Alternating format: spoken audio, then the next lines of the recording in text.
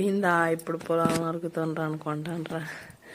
ఏదైనా స్పెషల్ అనుకుంటాన్రా? ఇది ఏం కాదండి, గ్యాస్ అయిపోయింది. గ్యాస్ రాదంట. ఇప్పుడైతే 6 రోజులు 7 రోజులైంది, 1 వీక్ అయిపోయింది.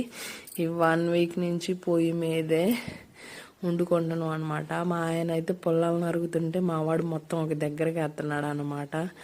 ఏం చేస్తాం, మా బుడ్డోడు కూడా సాయం చేస్తున్నాడు. నా కష్టం చూడలేక మా ఆయన పొలం నరుగుతుంటే మా బుడ్డోడేమో తెచ్చి వేస్తున్నాడు అనమాట. ఇంకన్నీ నరకటం అయిపోయింది, ఇంకన్నీ లోపలేస్తున్నారు అనమాట పొయ్యి దగ్గర.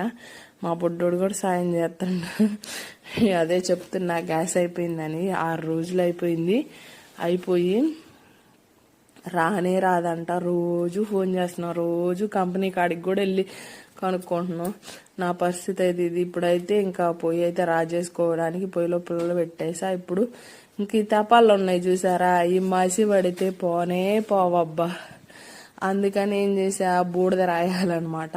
బూడిద నీళ్ళు కలిపి రాస్తే పెద్దగా మసి అంటదో, అందుకని చెప్పేసి బూడిద రాసి పొయ్యి మీద పెట్టేసా. కానీ బయటలో పొయ్యి పెడతాం కదా, ఎండ అయితే 7ంటికి చావ కొడుతుంది అనమాట. మొహం మొత్తం మాడిపోతుంది. దాని ప్లస్ ఇంకా పొయ్యి పొగ.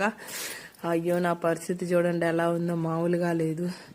అన్నం అయితే ఉడికేసింది, కూర కూడా చేసేసాం కదా. అదంతా వీడియో ఏం తీస్తావులే అని చెప్పేసి లాస్ట్లో ఉడికిన తర్వాత తీసేసా. మేము అన్నం కూడా తినేసామన్నమాట.